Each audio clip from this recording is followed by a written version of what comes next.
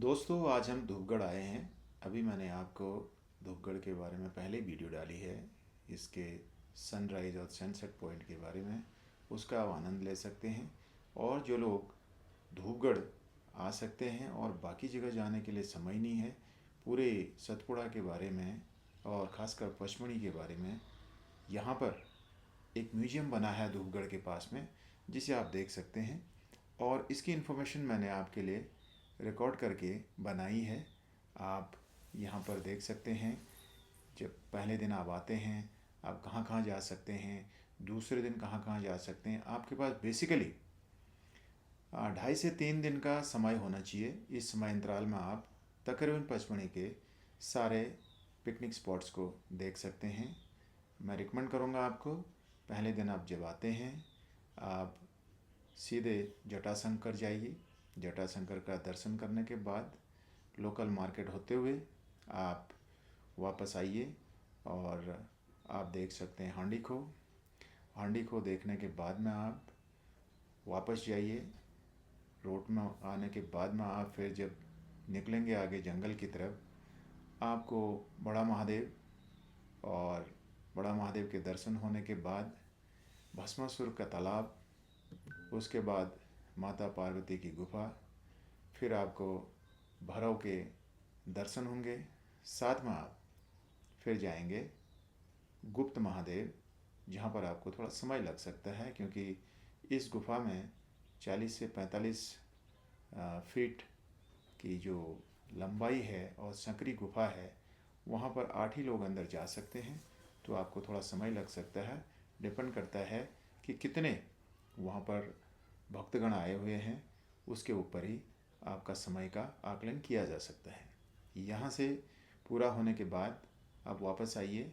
आप चाहे तो आप अमलतास होटल में आ सकते हैं, और भी कई यहाँ पर रेस्टोरेंट हैं। अपना लंच कीजिए और उसके बाद आप लोकल मार्केट और पचमढ़ी के जो चंपक लेक है, उसमें राइडिंग, आप जेट स्कीइंग के बाद में आप चाहें तो पैरासेलिंग कर सकते हैं और आप बोटिंग कर सकते हैं।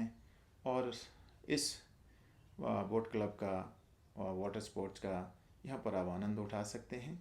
और उसके बाद आप यहाँ गोल्फ कोर्स के साथ साथ अपने डेस्टिनेशन में रात में आराम करने के लिए प्रस्थान कर सकते हैं। डे 2 में आप सबसे पहले 9 बजे आप, मेरी पिछली वीडियो में मैंने दे रखा है कि फॉरेस्ट डिपार्टमेंट के रिसेप्शन में आप कॉल करके अपने लिए जिप्सी बुक करके जिप्सी मंगाइए, जिस भी आप होटल में रह रहे हैं।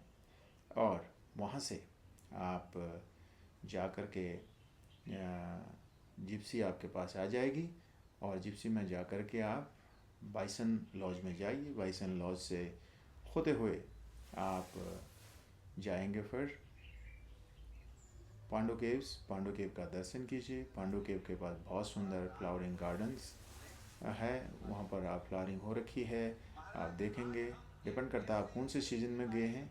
अब आप जब जनवरी टू मार्च जाएंगे तो आपको बहुत सुंदर फ्लावर्स मिलेंगे। रुको, अरे क्यों आवाज़ कर रहे हो, मैं रिकॉर्ड कर रहा हूँ। और वहाँ देखने के बाद में आप बी फॉल देखने जाइए। बी फॉल का आनंद लीजिए, बहुत सुंदर बी फॉल है। और यहाँ पर आपको टाइम लगेगा, क्योंकि आपको 400-500 मीटर नीचे उतरकर इस बी फॉल का नज़ारा देखना है।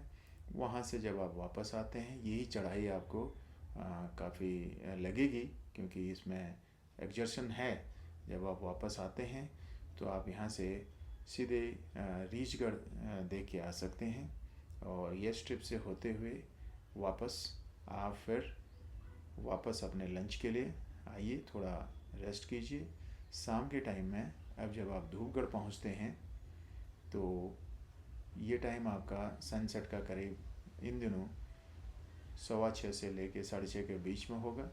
और आप उसी हिसाब से वहाँ पर पहुँचिए 5:30 पौने 6 बजे, सो दैट आपको उस इलाके में थोड़ा सा भ्रमण करने का मौका मिले और सनराइजिंग पॉइंट भी देख सकते हैं। वहाँ से आप पूरे पचमढ़ी की क्वीन और सतपुड़ा की रानी पचमढ़ी का दृश्य देख सकते हैं। और जब आप वो देख लेते हैं तो उसके बाद आप इस म्यूज़ियम के दर्शन कीजिए, जहाँ पर आपको ये सारी चीज़ें लिखी हुई मिल रही हैं, आप देख रहे हैं, इनका आनंद लीजिए। और यहाँ से सनसेट का दृश्य पूरा हो जाने के बाद में आप दूसरे दिन की जो आपकी यात्रा होगी वो चौड़ागढ़ चौड़ेश्वर महादेव को देखने के लिए आप जा सकते हैं। लाइट ही गई, ख़त्म हो गया तो पता नहीं कहाँ बंद हुआ।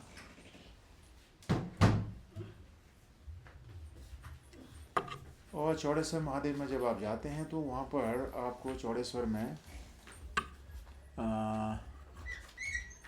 चौड़ेश्वर महादेव में आपको 1300 सीढ़ियाँ चढ़नी पड़ेंगी। 1300 सीढ़ी चढ़ने के लिए आप फिजिकली थोड़ा सा फिट तो होने ही चाहिए, साथ में थोड़ा आप पानी भी लेके जाइए अपना, हो सके तो कुछ आप अपना रिफ़्रेशमेंट की चीज़ें भी ले जाइए एनर्जी बूस्ट करने के लिए। उसके बाद चौड़ागढ़ का जो आपका समय है 3 से 4 घंटा आपको रखना चाहिए। और जब आप वापस पहुंचते हैं तो आपको थोड़ा रेस्ट करके उसके बाद शाम के टाइम पे आप वापस अपने प्रस्थान कर सकते हैं पचमढ़ी से नेक्स्ट डेस्टिनेशन के लिए। और ये है पचमढ़ी सतपुड़ा के दर्शन और भ्रमण की जो आपको थोड़ी सी ब्रीफ में आपको यात्रा के बारे में, प्लानिंग के बारे में बताया गया है। आप अपना भ्रमण प्लान कर सकते हैं। तो आपने सुनी पचमढ़ी धूपगढ़ में म्यूज़ियम के बारे में, म्यूज़ियम के जो इन्फॉर्मेशन है वो कैसे क्या क्या दिया गया है उसमें, और आपका पचमढ़ी का ट्रिप कैसे कर सकते हैं, और यहाँ पर क्या क्या चीज़ देखने लायक है। जैसे आप देख रहे हैं, आपको ब्रीफ इन्फॉर्मेशन दी गई है कौन कौन से पिकनिक स्पॉट्स हैं उनके बारे में। अगर आप वहाँ नहीं भी जा सकते उन जगहों पर, कई पिकनिक स्पॉट्स आपको यहीं से मिल जाएंगे और उनके बारे में इन्फॉर्मेशन मिल जाएगी। तो आपका अपना नॉलेज बेस अच्छा हो जाएगा। और कुछ चीज़ें जो मैंने आपके लिए इसमें दी हैं, कोशिश की है, आप इसको देखिए। और आने वाले समय में आपको किस टाइप की वीडियो चाहिए, आप काइनेटिक कर्मा चैनल में अपना कमेंट लिख करके बता सकते हैं। सो हम कोशिश करेंगे आपके लिए वो सारी वीडियोज़ को अपलोड करेंगे। और भी पचमढ़ी की और उज्जैन की जो सीरीज़ है अभी बाकी है, आपको दिखाते रहेंगे हम। आप देखते रहिए काइनेटिक कर्मा। देखने के लिए बहुत बहुत धन्यवाद।